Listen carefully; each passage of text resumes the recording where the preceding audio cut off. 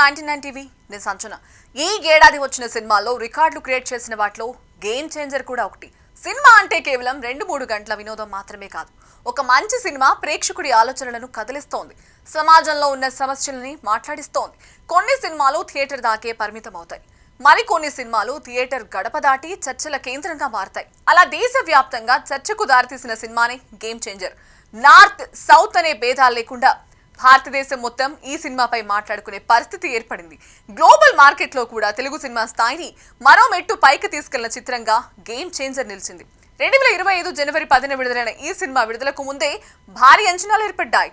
Trailer, పాటలు, ప్రమోషన్లు అన్ని సినిమాపై హైప్ పెంచాయి. అయితే రిలీజ్ అయిన తర్వాత ఆ అంచనాలను మించిన స్పందన వచ్చింది.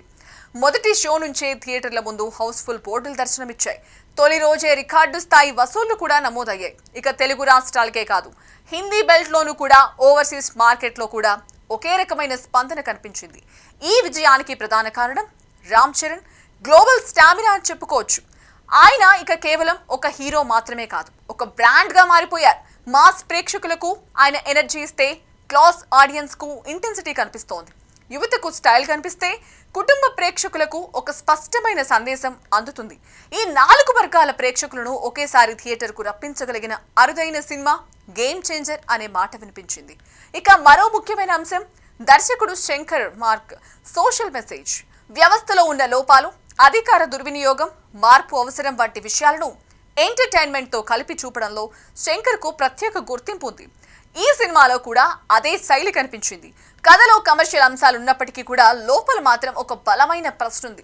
వ్యవస్థ మారాలంటే ఎవరు మారాలి అనే ప్రశ్న ప్రేక్షకుణ్ణి ఆలోచింపచేస్తోంది. అందుకే గేమ్ చేంజర్ కేవలం ఒక సినిమా మాత్రమే కాదు, దానిపై విస్తృత చర్చలతో అదొక డిబేట్ అయింది. సోషల్ మీడియాలో సాధారణ రివ్యూల కంటే ఎక్కువగా చర్చలు జరిగాయి. వసూళ్ల పరంగా చూసుకుంటే నార్త్ సౌత్ అనే తేడా లేకుండా థియేటర్ల వద్ద జోరు కనిపించింది. ఓపెనింగ్ వీక్ లోనే పలు మార్కెట్లలో రికార్డు ఫిగర్లు నమోదయ్యాయి. ఇక ఓవర్సీస్ లో కూడా తెలుగు సినిమా స్థాయిని మరో మెట్టెక్కించిన సినిమాగా ట్రేడ్ వర్గాలు మాట్లాడుకున్నాయి. మొత్తానికి గేమ్ చేంజర్ అనేది ఒక స్టార్ పవర్ ప్రయోగం మాత్రమే కాదు, వ్యవస్థను కదిలించే ప్రయత్నంగా నిలిచింది. Ram Charan stamina, Shankar vision, commercial elements తో పాటు సామాజిక సందేశం కలిసిన చిత్రం ఇది. ఇది కేవలం ఒక సినిమా విజయం మాత్రమే కాదు, తెలుగు సినిమా ఎంత దూరం వెళ్ళగలదో చూపించిన ఉదాహరణ. 2025లో వచ్చిన సినిమాలోకెల్లా ప్రత్యేకమైన ముద్ర వేసుకుని అభిమానుల గుండెల్లో నిలిచిపోయిన సినిమాగా గుర్తుండిపోతుంది. గేమ్ చేంజర్ సినిమాతో రామ్ చరణ్ క్రేజ్ మరో స్థాయికి చేరింది. ఇప్పటికే టాలీవుడ్ లో స్టార్ హీరోగా పాన్ ఇండియా స్థాయిలో గుర్తింపు తెచ్చుకున్న రామ్ చరణ్ కు ఈ సినిమా ఒక కీలక మలుపని చెప్పొచ్చు. దర్శకుడు శంకర్ లాంటి దిగ్గజంతో చేసిన సినిమా కావడం వల్ల మొదటి నుంచే గేమ్ చేంజర్ పై భారీ అంచనాలు ఏర్పడ్డాయి. ఇక ఈ అంచనాలను రామ్ చరణ్ తన పాత్రతో మరింత పెంచాడు. ఇక ఈ సినిమాలో రామ్ చరణ్ కనిపించిన తీరు, ఆయన బాడీ లాంగ్వేజ్, డైలాగ్ డెలివరీ ప్రేక్షకులను బాగా ఆకట్టుకున్నాయి.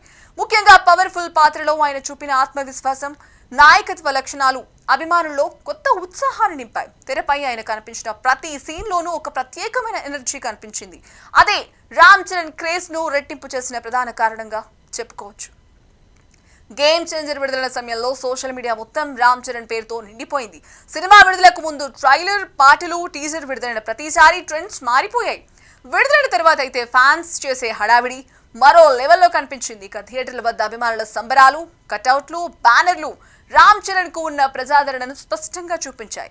ఈ సినిమా రామ్ చరణ్ కేవలం యాక్షన్ హీరోగా మాత్రమే కాకుండా బలమైన భావోద్వేగాలను పండించే నటుడిగా కూడా చూపించింది.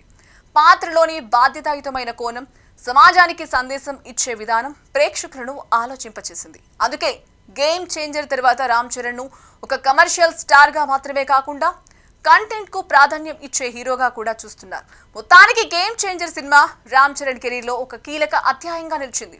ఈ సినిమా ఆయనకు క్రేజ్ ను దేశవ్యాప్తంగా మరింత పెంచింది.